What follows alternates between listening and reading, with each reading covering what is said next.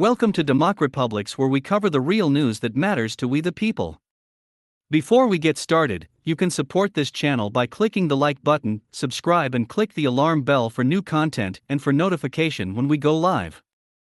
You can also purchase the new Let's Go Brandon t-shirts at tinyurl.com/DRN-shirts or click the link in the description. Younger people have become disenchanted with President Joe Biden, the septuagenarian rapidly losing support with the demographic that was wary of him during the 2020 Democratic primary. On average, fewer than 3 in 10 adults under the age of 30 approve of Biden's job performance as president, and a majority disapproves, according to online polling conducted by The Economist and YouGov. Biden's net negative 21 approval rating with the demographic is his worst among any age group, the organizations found. On top of that, Biden has a net negative 17 rating among people aged between 30 and 44. The Economist YouGov findings suggest Biden's popularity is dropping fastest with younger people, who earlier this year rewarded him with a net 32 approval rating. Biden currently has a negative 5 rating among adults aged 45 to 64, and a negative 8 with those 65 and older. The Economist YouGov polling is not an outlier, aligning with Quinnipiac University data. In Quinnipiac's first national survey of Biden's presidency in February, 18 to 34-year-olds gave him a net 12 approval rating while he scored a net 15 rating from 35 to 49-year-olds. That plummeted to a net negative 10 among the former, and a negative 21 with the latter last month. And the numbers should concern Democrats before next year's midterm elections, as they bode poorly for 2022 turnout, a cycle in which the party will try to defend its slim congressional majorities against a historical trend that indicates it will shed seats. The Economist YouGov findings regarding Biden and younger people could be noise, according to pollster Charles Franklin. That is because Biden's approval rating among adults younger than 30 was steady for 3 weeks before unlikely decreasing 8 points to 27%, his overall rating increased, and the age group was a small subset, so there is a higher margin of error. Yet the Marquette Law School poll director said it was interesting that 1 in 5 people younger than 30 consistently told The Economist YouGov they have no opinion of Biden, compared to 9% of respondents more broadly.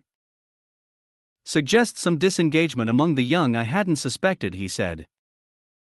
Younger people are typically hyped as a powerful emerging voting bloc, before disappointing political pundits by not casting ballots.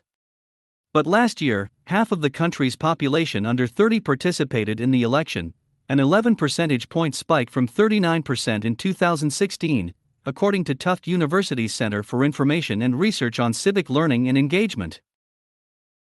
Fellow pollster David Paleologos described younger people as quiet force who vote in higher numbers when polarizing figures, including former President Donald Trump, are on the ticket. It's going to take a lot to keep young voters engaged and active in the midterm elections, he said. Biden's younger people polling drop-off may be correlated with the college tuition provisions being stripped from his $1.85 trillion partisan social welfare and climate spending bill, according to Paleologos, Suffolk University Political Research Center's director. Biden originally proposed 2 years of free community college for eligible students. A lot of young people and even parents, some of whom are back in school getting degrees, or people who have nieces and nephews who have incurred large amounts of debt, were counting on that being in the soft infrastructure, the reconciliation bill, Paleologos said.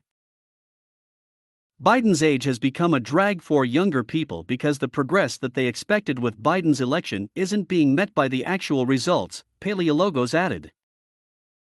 And that perhaps his ability to bring people together isn't happening, he said.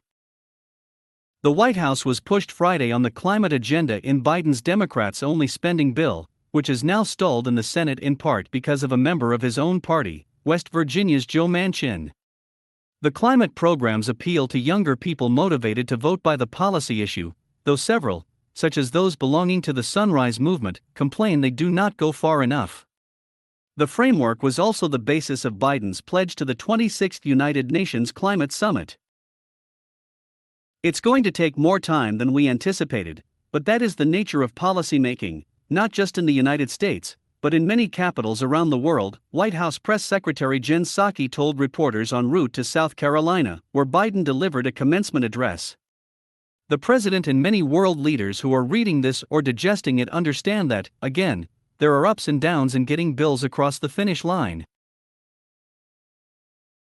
And Psaki was needled earlier this week on Biden's commitment to canceling student loan debt before the COVID-19 pandemic repayment moratorium expires on February 1. Last year, he endorsed forgiving $10,000 yet has since balked at the idea of executive action, calling on Congress to pass legislation instead. We're still assessing the impact of the Omicron variant. But a smooth transition back into repayment is a high priority for the administration, Psaki said this month as well. The Department of Education is already communicating with borrowers to help them to prepare for return to repayment on February 1 and has secured contract extensions with loan servicers. Let us know what you think. Leave your comments down below. Like, share, and subscribe. And check out our Patreon for exclusive content and DEMOCREPUBLIX.com for the latest in news. Until next time.